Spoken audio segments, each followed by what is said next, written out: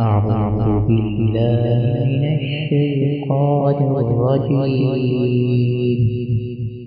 بسم الله الرحمن الرحيم.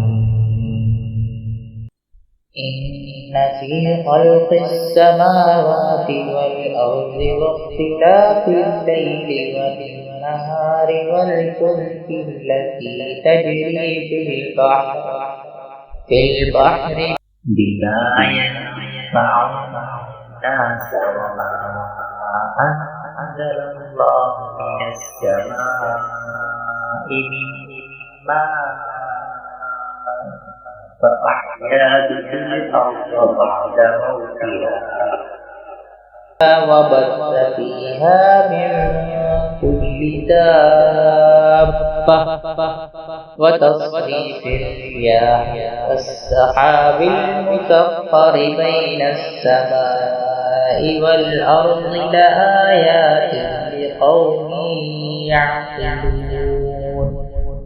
ومن الناس من يتخذ من دون الله أندادا يحبونهم كحب الله والذين آمنوا أشد حبا لله ولو يرى الذين ظلموا إذ يرون العذاب أن القوة لله جميعا وأن الله شديد العذاب.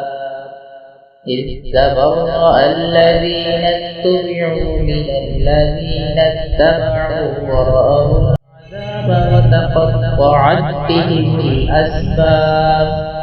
وقال الذين اتبعوا لو أن لنا كرة فنتبرأ منهم كما تبرأوا منا كذلك يريهم الله أعمالهم حسرات عليهم وما هم بخارجين من النار.